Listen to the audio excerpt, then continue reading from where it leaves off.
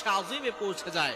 সুতরাং যাদের দোয়া কবুল হচ্ছে না, সন্তান কথা শোনে না, মেয়ের বিয়ে হচ্ছে না, অনেক বিপদে পড়ে আছেন, আল্লাহ তাআলার এই তিনটি গুণবাচক নাম করে আল্লাহর কাছে দোয়া করেন, আল্লাহ তাআলা সকল টেনশন দূর করবেন, ঋণ মুক্তির ব্যবস্থা করে দিবেন।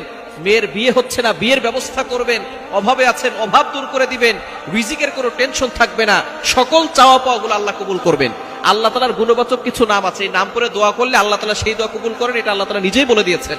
কোরআন খোলেন, আল্লাহ বলছেন 9 নম্বর পারা 13 নম্বর পৃষ্ঠার 4 নম্বর লাইন, সূরা আরাফের 180 নম্বর আয়াতে আল্লাহ বলছেন, ওয়ালিল্লাহিল আসমাউল হুসনা ফাদউহু বিহা। আল্লাহ তাআলার এই গুণবাচক নাম করে দোয়া করলে আল্লাহ তাআলা সেইটাকে সাড়া দেন, আল্লাহ তাআলা সেই দোয়া অ্যাকসেপ্ট করে নেন, কবুল করে নেন। সুতরাং গুণবাচক নামের ভিতরে সবচেয়ে গুরুত্বপূর্ণ যে নামটা আল্লাহ পাক রব্বুল আলামিন সেই নাম দুটোকে দিয়েছেন ইসমে আজম। ইসমে আজম এই দুইটি নাম করে দোয়া করলে সাথে সাথে কবুল করা হয়। তার ভিতরে 1 নাম্বার হচ্ছে আল হাইয়ুল, 2 নাম্বার হচ্ছে আল কাইয়ুম। ইয়া হাইয়ু ইয়া কাইয়ুম, এটা আপনি যে কোনো দোয়া করবেন 3 বার পড়বেন। আরেকটি নামের কথা পরে বলছি।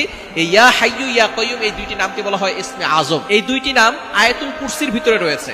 আয়াতুল কুরসি যত আয়াত আছে কোরআনের ভিতরে সর্বশ্রেষ্ঠ আয়াত হচ্ছে আয়াতুল কুরসি।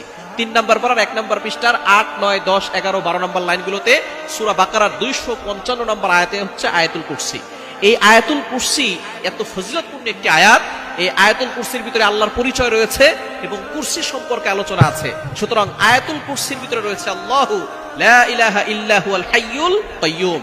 আল হাইয়ুল কাইয়ুম আল্লাহ তাআলার গুণবাচক দুইটা নাম, এই নাম দুটোকে বলা হয় ইসমে আজম। সুতরাং দোয়া করার শুরুতে আপনি ইয়া হাইয়ু ইয়া কাইয়ুম, আরেকটি নাম হচ্ছে ইয়া জাল জালালি ওয়াল ইকরাম। এই নামটা আমরা অনেকেই জানি, এই নামের ফজিলত সম্পর্কে আমরা অনেকে জানি।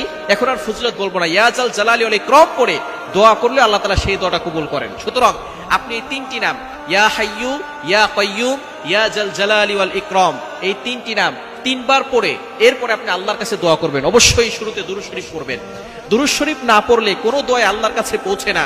এই দোয়াটা পেইন্টিং অবস্থায় থাকে, মুআল্লাকুন ঝুলন্ত অবস্থায় থাকে। দুরূদ শরীফ পড়লে সাথে সাথে এটা আল্লাহ পাক রব্বুল আলামিনের কাছে চলে যায়, আরশে আজিমে গিয়ে নক করে। সুতরাং দুরূদ শরীফ অবশ্যই পড়বেন।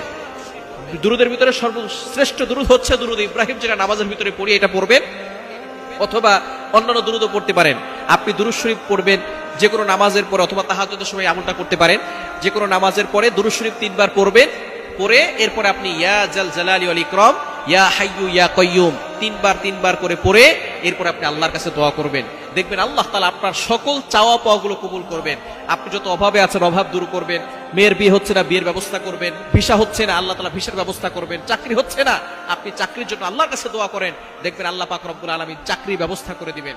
এই আমলটা 3টা গুণবাচক নাম 3 বার করে পড়বেন। ইয়া হাইয়ু ইয়া কাইয়ুম ইয়া জাল জালালি ওয়াল ইকরাম ইয়া হাইয়ু ইয়া কাইয়ুম ইয়া জাল জালালি ওয়াল ইকরাম ইয়া হাইয়ু ইয়া কাইয়ুম ইয়া জাল